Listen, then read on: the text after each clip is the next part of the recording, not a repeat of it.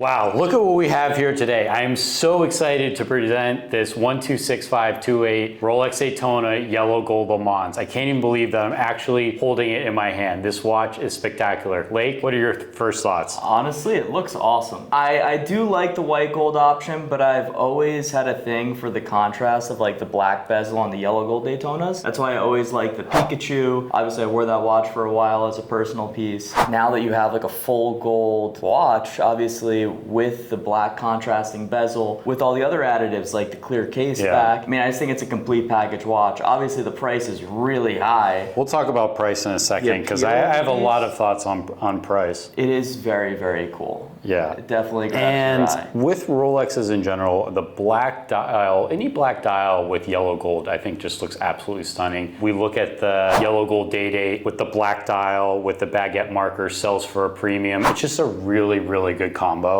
Not only that, but this watch has the open case back, and with the yellow gold rotor, with the movement in the back, it also just looks absolutely stunning. I'm thoroughly, thoroughly impressed, and as Lake said, with the ceramic bezel in the yellow gold is just unbelievable with the subdials. I mean, I think that's probably the only watch that has a yellow gold rotor that's visible. No, I mean, it's a really cool piece. When you look at even Journe, like even with other platinum pieces, they always have gold, like yellow gold, basically movements or rose gold movements, even on their platinum pieces. Now, they basically theorize that basically those movements just look better. And now when you say, okay, this is the only Rolex with a gold rotor in the movement, I mean, I think that's something that just really catches your eye when you're staring at the because you have the yellow gold Mans and then you have the platinum Daytonas, but this with the yellow gold is absolutely stunning. So the watch is optimized. Yeah. No, it's a cool piece. So let's talk values. When this watch first came out, we saw it posted everywhere in the mid 400s. It came down now. I think the first ones hit early August. It's now the end of September. So there's a few more available in the market. Now the market price is around $350. If they continue to make them, my prediction is this watch will sit around $250. The white gold right now is around $230. There's a few more being made, even though we thought that was cut off. We still see fresh dates, so they're still kind of trickling out. This watch, if they made less of them, which they historically did on some of the Newmans, this could be a whopper. It definitely could. I mean, obviously any Rolex that you bring in the speculation of them only producing it for a year, especially with this piece holding like material differences from the rest of the Daytona lineup. It's not like they just did the bezel. It has a clear case back. It has so many attributes that are purely unique to this piece. So if they really do cut down production, only produce it for a year, or make less in this one than the white gold, I mean, I think that the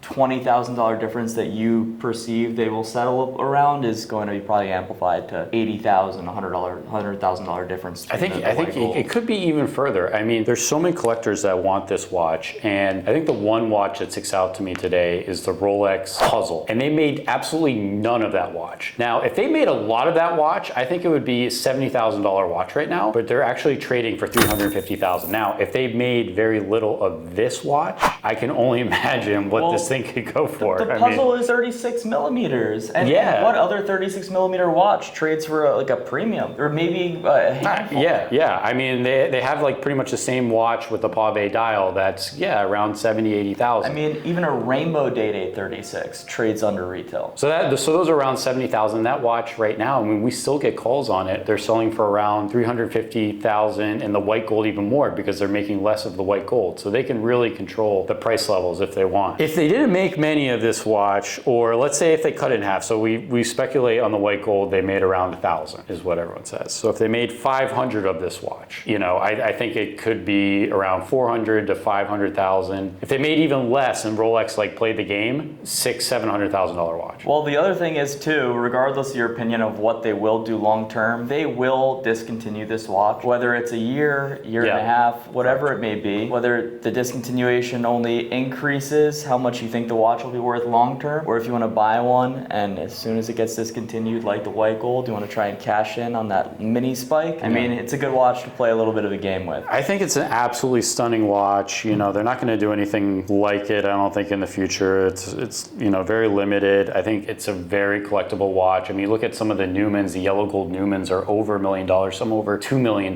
So I think, if you are a Rolex collector, this is definitely one to pick up. Is it now, or Is it a few months from now? You wait it out? Well, I would wait a little bit personally, but you never know. I was offered a puzzle for $150,000 and I was like, no way am I gonna pay that. And now they're going for $300,000, so you really never know. Well, the thing is like, and I've told a lot of clients this, there are some watches that are new releases that traditionally I'd say, hey, look, they're going to come down. But what you're also gonna be battling against is watch prices right now are rising. We're heading into Thanksgiving, the holiday market, and traditionally all these watches do go up. So although we may think a watch is gonna come down relative to the other watches in the lineup, because everything is heading up, what's the difference then? You know, so you got to kind of pick and choose your battle. And I mean, this is a watch that obviously there's a lot that factors into whether this watch can go up or down. So it's not a very easy answer for us to give you. We do have it available here at G&G.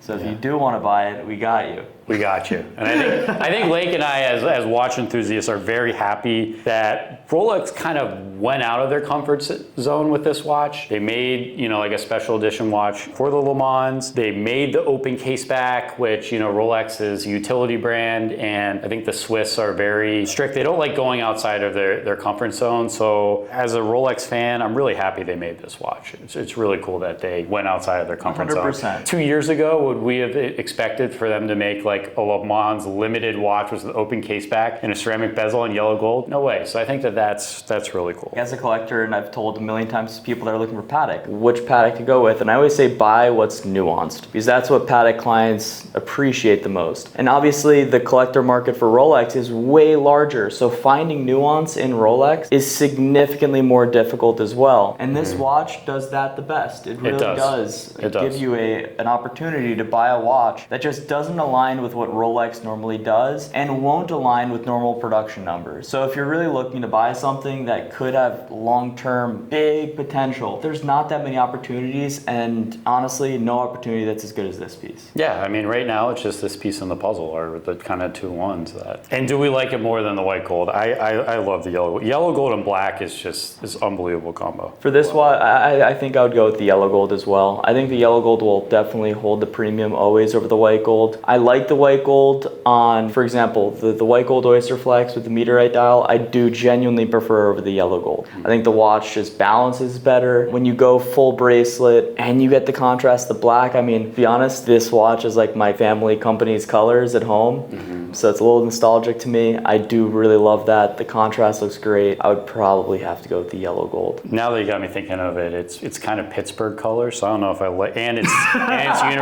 University of Colorado colors. So actually, I'm starting to like this watch a little bit less. Maybe I'm leaning a little bit towards white gold, but no, I like it more. But would if Travis Hunter didn't play as well, you would have been more on its team? I like Coach Prime. I like Travis Hunter. I think he'll win the Heisman for sure. As a Colorado State fan, I'll always hate the Buffs, and this is definitely a Buff watch. Got it. Don't let that discourage you. I actually cannot believe my eyes. These Patek Philippe new releases. I don't think Garrett knows about it. I'm gonna walk into his office right now and ask what he thinks. All right, Garrett, from afar, what company came out with these square watches? It's so hard to look at. Is it Invicta? Is that Patek? Invicta? Is it Invicta? My take would be if Cartier Santos Yeah, it's Cartier Santos. Yeah, and a exactly. 5711 had like a Gen Z offspring. You know what's Mixed even with more Timex. sad for me is, let me see that a little bit closer? They're using the same green dial, which is the most beautiful dial and one of my favorite 5711s, and they're using that dial on this, what are they calling it, the Cubus or something like that? That's the sad thing. It's like, okay, if you want to come up with this new collection, make some new dials so you keep all the Nautiluses and all the other sport models really special. And I mean, it's okay for them to use Nautilus bracelet, but those special dials, that green dial, I love that dial so much, but I don't think I could ever see myself wearing a squared shade. You know what I think they're Patek doing Philippe. is that this is like a teaser. You're gonna walk into the boutique and now they're gonna say, okay, you can start with this watch, and every time you like flash it at yourself, it kind of just reminds you that if you keep buying from them, eventually you can get the actual 5711, the actual 5981 AR, and then the perpetual calendar. So it's just like the a terrible version of each watch. Yeah, and if that is part of their sport model line and now they're making less sport models, I mean, the Nautiluses are going to be even more desirable, 100%. That is just, I don't know, I'm just so used to the shape of the Nautilus, I can't even consider that anything right now. Yeah, if they were a publicly traded company, I would be shorting. It's like I'd be shorting the stock right now. Santos mixed with like a JLC. What's that? No. What's that Amazon watch, the Timex or whatever? It almost looks more like an Apple Watch shape, you know? It's terrible. Now, I know like in the 90s, Patek did do some funky shapes with some of their perpetual calendars. If you look at like the 5020G, you know, the 5040G, some of those. And I get it to make it, you know, a few perpetual calendars, make it a little different, but man, your like coveted line and your best product. Look at, like, when I think of Patek, I think of Nautilus, and like for me, I have such like an emotion and a connection of how amazing Patek and the Nautilus is, and then you throw this out there, it's just brutal. All right, let's go in the other room. Let's ask Lake what he thinks. He always has something to say about stuff, so I think that his take might be similar to ours or way different. Lake, all right, without telling me from afar, who released these 2 or 3 cube watches? Well, I know it's Patek. I know it's Patek, and I'm not a fan of them. They look ugly as f***. I don't know why the f*** they did that. It doesn't make any sense. It's like Patek is going the same direction as Ferrari. Like, their main designer is gone, and they're going away from the Yeah, exactly. We were literally just having that conversation today because actually the new Ferrari just dropped. Garrett likes it, but we were saying that the old Ferraris past the 488, everything's just been garbage and the design is completely different. I feel like Patek is starting to go in the same direction, whereas just all of a sudden they're just gonna completely change what they've been doing for years and come out with some bullshit, which they did. Farina's probably pissed, and now Genta is as well, so I am not happy with that. What do you think the retail on one of these is gonna be? Probably similar to the current retail. Yeah. Like what? Like in probably 40s? Yeah. Yeah, it has, I mean, two-tone's probably like 50. The steel is probably like 40. What about Mark? I feel like Mark could maybe like it. What's up? The new release. It's strange. I mean, there's like not really much to it. It's like a 5711 or a 5712, but square. The dials and the color combinations all exist. The strap looks identical to a Nautilus strap, right? Like they didn't really change anything. There's just nothing, I don't know, there's nothing really unique or like new or interesting about it. It's a square Nautilus. All right, guys, let us know in the comments below. Are you guys rocking the new Cube Nautilus? Or are you just gonna go with the regular 5711? This is mimicking the what? The 5981 AR, and then the famous 5712 1G perpetual calendar. Wow, unreal.